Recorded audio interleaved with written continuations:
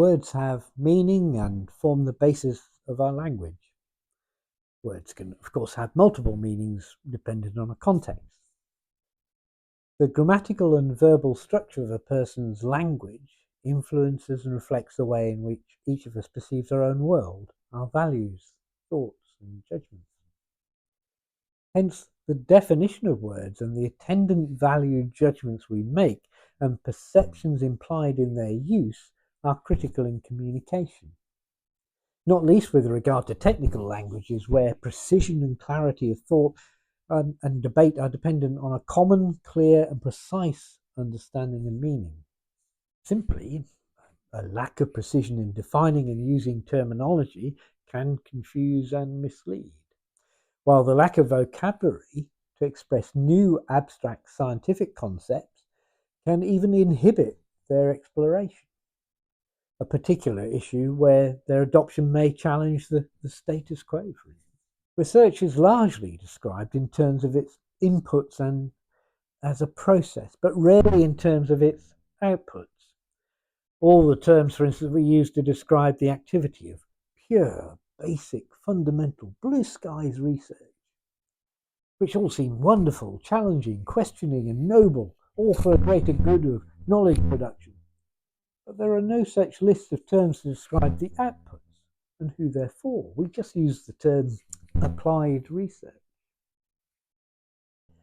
This is an issue that I've addressed with my definitions of research that are either scholarly, practitioner, trade, or custom research. When we limit perspectives, vocabulary equally is constrained, and the question that always has to be asked is what and whose purpose may this be serving? I'll give you some examples. We talk about translational research in terms of research that take us from point A to point B, but we do not talk about the converse of derivational research that can take us from point B to point A. Partly this is because the way research is viewed, structured, and conducted as a linear process translating basic research of A through to innovation to the market B. For example, it's not in many researchers' interest to consider something counter to this. Hence we end up with there's no term to describe the process of research from B to A. That of derivational research may fill the gap. Another example is the term expert. In general, an expert is considered someone who's highly specialized and highly regarded for their knowledge within a very limited field. An expert, a specialist, highly regarded by society. We make a value judgment about experts. Specialists are good things to have. But what about a generalist? The proverbial jack of all trades. In some contexts, a jack is considered a derogative term, and yet it is readily associated with being a generalist. We make value judgments about a generalist being less important, less significant, and less relevant than being a specialist. Experts who specialize in being generalists, however, have a key role to play in innovation, not least because they're required for effective interdisciplinary research to integrate different languages and words to communicate effectively across disciplines. The steps to be taken to progress from multidisciplinary to interdisciplinary research places extraordinary emphasis on the role of communication, a need for a common language, terminology that is consistent with typologies applicable across each discipline, readily accepted and understood by all parties involved. Generalists, who tend to be particularly adept at understanding the interactions and limitations of disciplines, have key roles here. And with interdisciplinary research breaking down boundaries of disciplines, the generalist language and topologies that link and combine collaborative efforts are essential.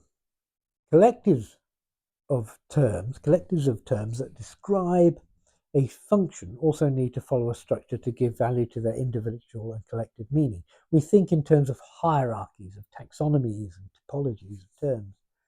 These topologies also influence how we think about an issue such as innovation.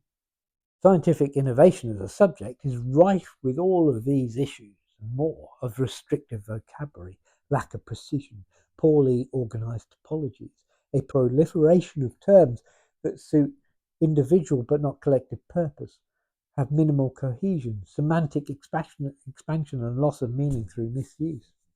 For this reason, the importance of terminology, biases and misconceptions are addressed as a standalone chapter in my book, but in reality, the clarification and use of definitions are a feature of most chapters across my book. Taking a multidisciplinary approach to innovation as a subject necessitates such evaluation across disciplines, and finding a mechanism and means to rationalize these is actually provided. Most consideration of definitions within science are addressed by academic scientists, and with scientific innovation also by scholars of other disciplines.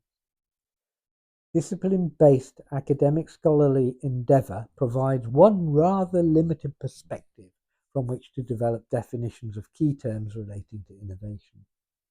An entrepreneur's perspective is different altogether, one seeing science as a vocation and the other as a tool for innovation.